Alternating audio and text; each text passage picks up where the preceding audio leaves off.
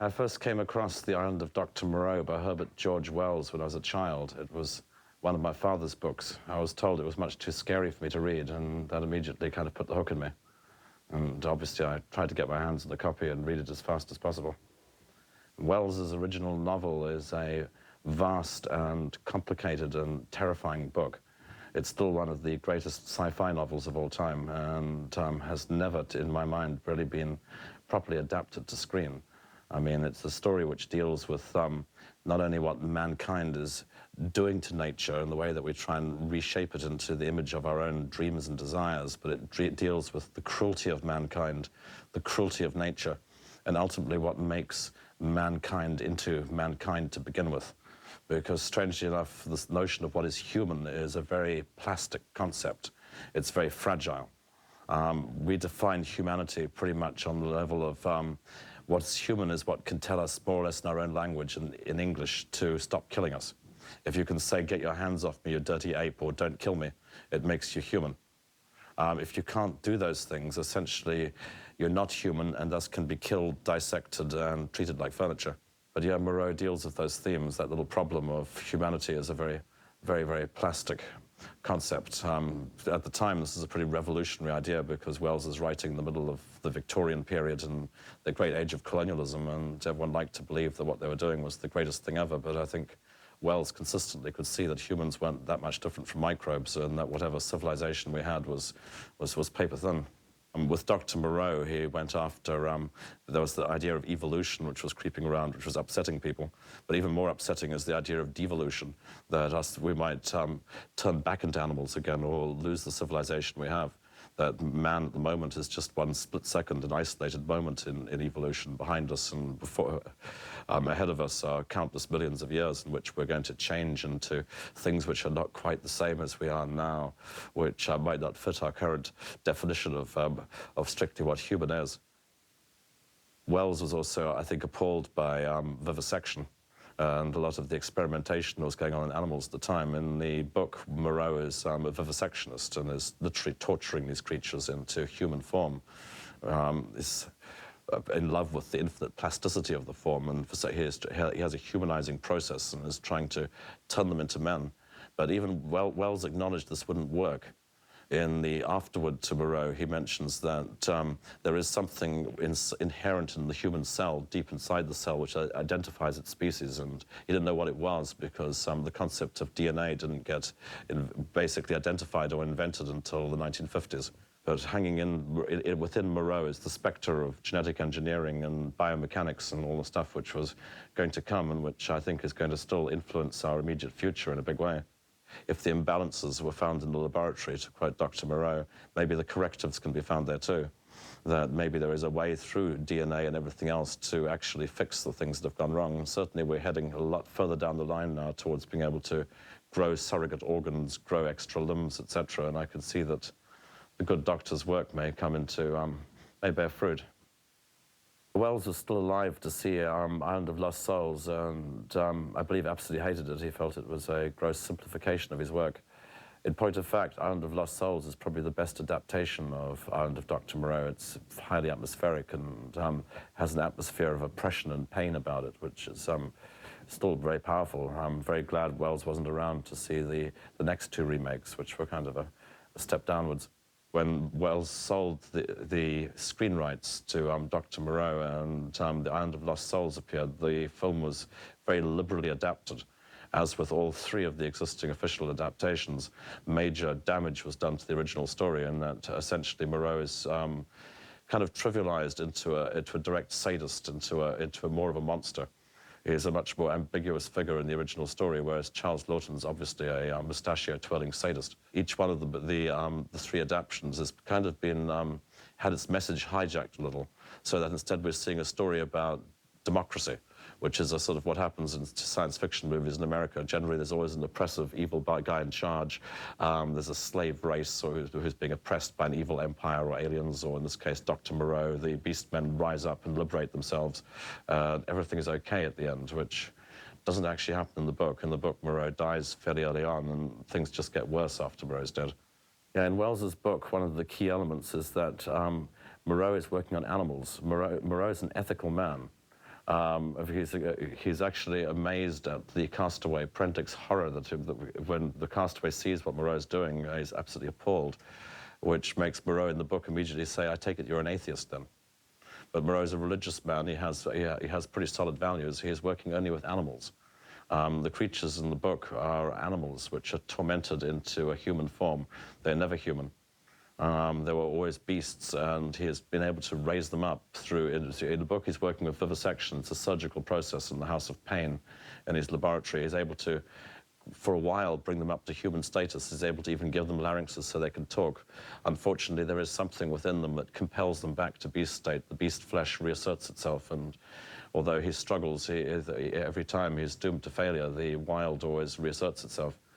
In a way, Moreau's a kind of the ultimate colonialist. He's someone who's attempting very hard to turn these poor animals into Englishmen. But he's also a version of God. He's also a version of nature. His is the hand that wounds. His is the hand that heals.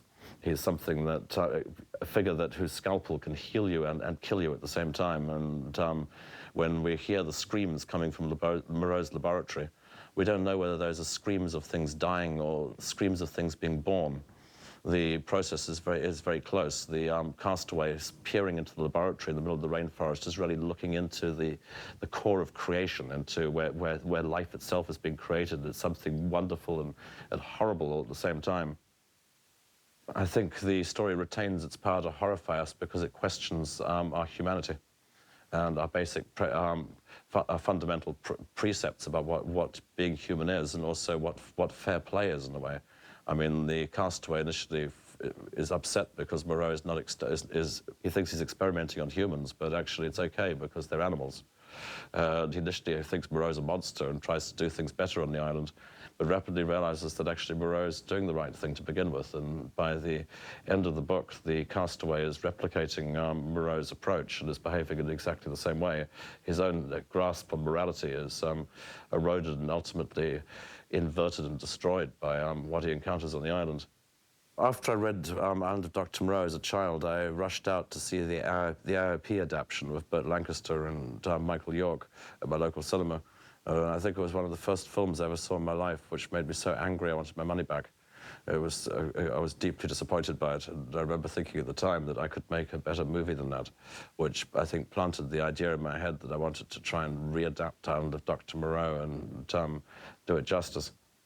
I got a shot at it many years later, and initially we created a script which I was extremely happy with. We updated it, mostly because I figured that Wells was working with the near future or the present in his day, and it wouldn't have made any sense to keep it in Victorian times, so I moved it to the near future. And I did change the lead character somewhat. I changed the castaway from being a gentleman of leisure, as in the book, to I made him into a civil rights lawyer in the screenplay, because I was interested to have someone who was inherently involved in human civil rights, who's then thrown into a situation of animals where the animals have no rights whatsoever, and to put him into a situation where he has to actually renegotiate the law being the strange sort of false religion code of values that Moreau has enforced upon the beast people in order to get them to behave. And the original draft of the Island of Dr. Moreau remake was going to be set immediately after a limited nuclear exchange. I also liked the idea that the people on the island might be the only thing that's left, or potentially all that remains of civilization, because it was looking forward to, I guess, a post-human future. Things got so bad on the island that in terms of the actual moral confusion and chaos that the guy goes through in the course of it, because the beast people love the masters. They don't want to rebel against them. They absolutely adore them. And Moreau's their creator. You know, he's very much an Old Testament creator god. And certainly in the book, and even in the AIP version, although not in Island of Lost Souls, is this notion that when Moreau dies, when the creator god dies and the beast people realize there is no god and everything starts to fall apart on the island, the castaway has the smart idea of translating the whole thing into a New Testament god and saying he is not dead, he is risen, and he watches over us from above. And of course, everything was wonderful for a while on the island. It was great being in charge of the beast people. We hired every dwarf we could find. We hired the shortest man on earth, Nelson de la Rosa, who played the, sort of, the original mini-me, the miniature version of Dr. Moreau. And we had two four-breasted ladies who we actually gave extra breasts to. There was a lot more animal sex, obviously, in the version that we were going for, all of which got dropped out. As day one of the production approached, it was clear that we were unable to actually shoot the movie, which pushed New Line into a position where all they could do was to close the whole movie down, freeze everything. They'd already had the makeup effects, they already had the sets, and they obviously they'd invested substantially, so they needed to try and recoup on that investment somehow. The entire production was closed down under rather dramatic circumstances. The crew was released from their contracts. They tried to hold the cast members to contract. Essentially, I did this by telling the cast members if they left the production or refused to come back at such a point as the production began again, they would never work again. I was paid off. I was on a pay-or-play deal and exited the project at that point in time and was simply forced to go away. In fact, I went out into the rainforest, ended up in a place in the Mary River in near Cape Tribulation, where there was a good fresh water. There were no crocodiles and yams, coconuts, cassava in the trees, good fishing, and I had the payoff from the New Line, which was close to 100 grand, and two dingo pups, and no real reason to worry about anything.